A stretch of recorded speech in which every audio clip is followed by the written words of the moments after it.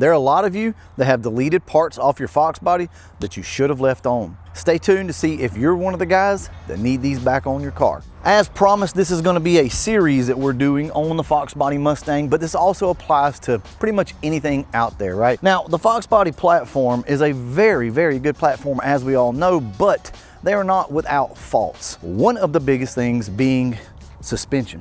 Now, from the factory, these cars actually did really good. They performed well. It's because all the bushings were nice and tight and brand new, right?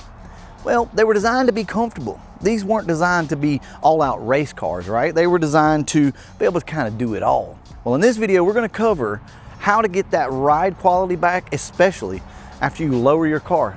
Have you ever noticed that when you lower your car, things get weird? With that being said, let's just go ahead and dive right into it, and we're going to solve some of these problems that I bet a lot of you guys are having. A lot of times, one wheel will stick out further on your car than the other. So let's see about this car. Let's see what it looks like. See that? Pick your point of reference and look at it.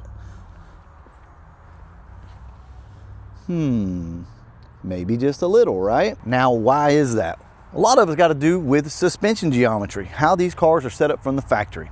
They're a 4-link setup, and the only thing that controls the side-to-side movement are the control arms. There's no pan-hard bar, there's none of that from the factory. So with these cars, as the bushings wear out on them, the rear ends tend to shift because there's really nothing there to hold the rear end in place. Or is there? Because there's actually something hidden back here.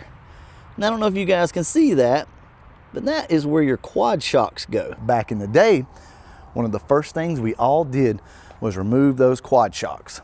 Why is that? Well, it's added weight, I don't even know, like probably 8 pounds total. And you also run into tire clearance issues and things like that. So I understood, you know, hey, we all did it. We removed these things. Mine are removed currently. But here's the thing you need to understand. When you remove those quad shocks and you have worn out bushings on your control arms, now your rear end can just, you know, so how do we fix that? What's the fix? Why is this the case when everybody used to remove these things? We used to remove these things back when these cars were only a few years old, maybe at the most 10 years old.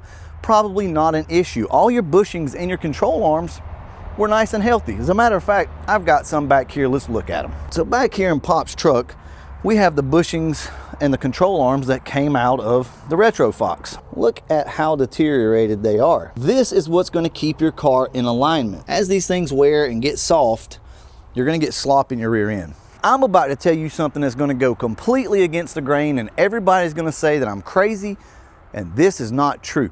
I'm here to tell you 100% that this is true in certain situations.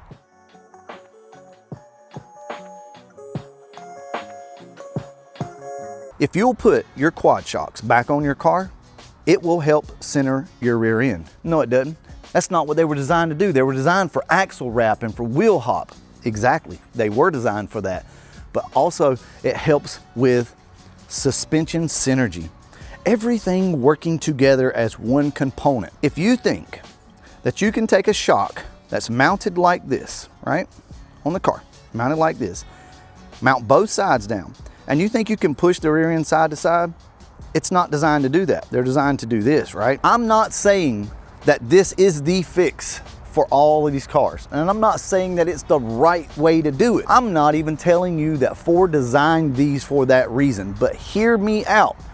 It helps center the rear end of the car. If you don't believe me, go pick up a nice set of used quad shocks, because they do get expensive if you've got to buy some. Put them on your car and see if it doesn't help recenter the wheels. Now, I'm not telling you that your car is just going to sit absolutely perfect and you take a tape measure out here and you measure and they are within a millimeter of each other.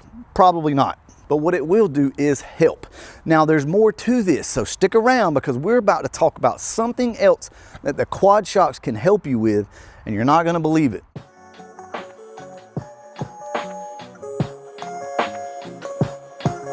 When you add a lowering spring or you cut your springs, you're adding spring rate to the car. You need something to control that spring. You can go buy some really good shocks that are designed for lowered cars, and that will absolutely help. I'm gonna give you guys a cheap, quick way to add some extra dampening for your lowered car. Have you guessed it already? Yeah, it's the quad shocks. Are they designed to do that? I don't know. I don't know, maybe, maybe not. I'm not just talking out my ass here. I have tried all of these things and it absolutely works. So the quad shocks can fix two separate issues. They can fix side to side and they can also help dampen the ride. Now, what do I mean by dampening the ride? What is that really gonna change? Maybe your car rides fine. If it does, cool. But if your car, maybe your shocks are a little worn out, right? Or you just got some cheap replacement style shocks. They're not gonna like this spring rate. So what you can do is you can throw these things on. Obviously they're gonna help center the car up, but it's gonna start dampening that ride. Now it's gonna be stiff, okay? But your car's not going to just bounce like immediately. It's gonna help kind of slow that bounce up a little bit. These things work like this, these shocks do, right? That's how they're mounted on the car, to do this. As the axle kind of wraps. Well, what happens when you hit a bump? The axle tends to wrap a little bit.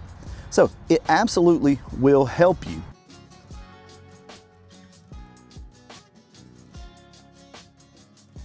Let's talk about the actual fix for this to where you don't need these quad shocks anymore. So let's go back to the side-to-side issue that we had with these cars. How do we fix that? Well, a good set of upper and lower control arms. Something with spherical bushings, heim joints, whatever you want to call it, anything like that, maybe even some good poly bushings, and replace your upper and lower control arms, and that should keep your side-to-side fixed.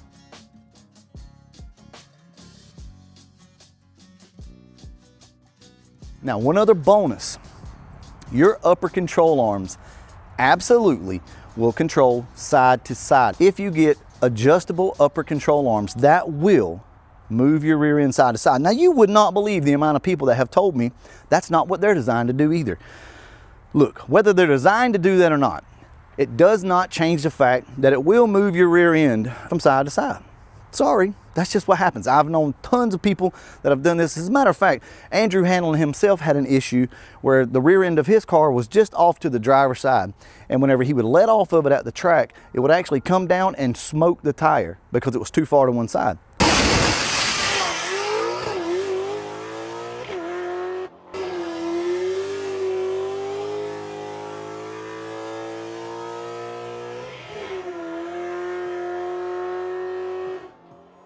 How did they fix that? Did they take the whole car apart and completely rebuild the torque boxes and all that? No, they took the upper control arms and loosened and tightened. And that's how you move your rear end side to side. Now, my point in saying all this is these are the things that you're gonna need to where your car no longer needs the quad shocks, because a good set of upper and lower control arms will help center your car up, and you really don't need anything else.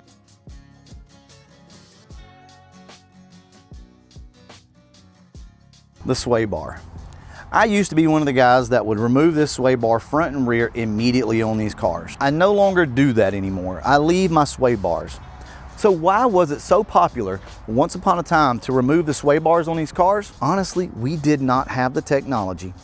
We didn't have the internet back then.